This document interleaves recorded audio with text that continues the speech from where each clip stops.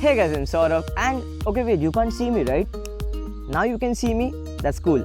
I know this looks crazy, I know this looks very weird and you have a lot of questions in your mind. Saurabh, how you're exactly shooting this, what device you're using, what are you editing? I know you have a lot of questions, calm down.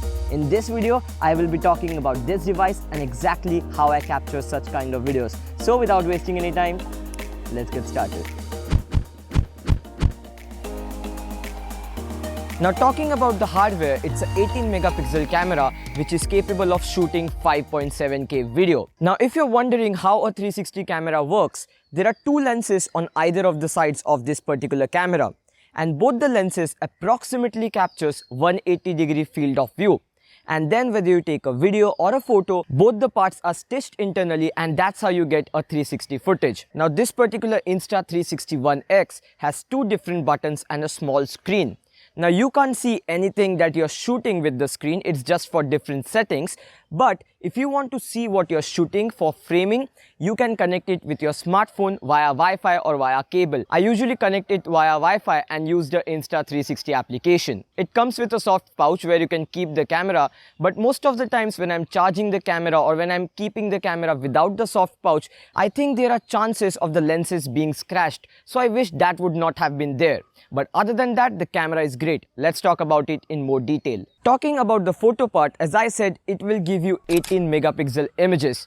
Now what is exactly 18 megapixels in this particular 360 camera? So the whole 360 image is actually of 18 megapixels. If you take a part of it, that's just cropping into that 18 megapixels. That part won't be of 18 megapixel resolution. The dynamic range is quite good. Whenever I feel, there is high dynamic range situation, I use the HDR feature at around +2 stops and it works pretty good. If you want more flexibility, you can even shoot in RAW. Now the images you are seeing are not actually different images. It's a single image but have changed the perspective of the image in the application. Now there's two applications, as you have seen before, one in the mobile phone and one for PC or Mac. You can create a lot of different looks, whether you want a tiny planet look or whether you want to focus on a particular part, whatever you want, you can get a lot creative with the 360 camera. Same goes with the video. It can shoot 5.7K 30 FPS, 4K 50 FPS and 3K 100 FPS. Again, if you want to focus on a particular part, it's not going to be 3K. This slow motion video you're going to see right now is shot at 3K 100 FPS. It might not be of very high quality because when you're focusing at a particular part, you're cropping a lot. So a 5.7K video looks good for a 1080p footage. But if you want a 4K output, a 5.7K video is not sufficient. But I generally make videos in 1080p, so it works for me. Now the reason you cannot see this particular selfie stick in the shot is that the selfie stick is situated exactly at the blind spot of both the lenses. So both the lenses do not capture exactly 180 degree. Okay, it's not exactly 360 video. It's approximately a 340 or a 350 degree video, but it looks like a 360 video because of the stitching. And just because the selfie stick is exactly at the blind spot, so it looks like the camera is floating in the air, but you know the truth. The best thing about capturing 360 videos is not capturing, it's actually editing those videos. While capturing the video, you don't have to worry about where do you want your camera to face because it's actually capturing all 360 degree video. Now, for example, suppose I'm traveling and I want to show the different side, what I'm seeing, I'm going to switch to that particular part.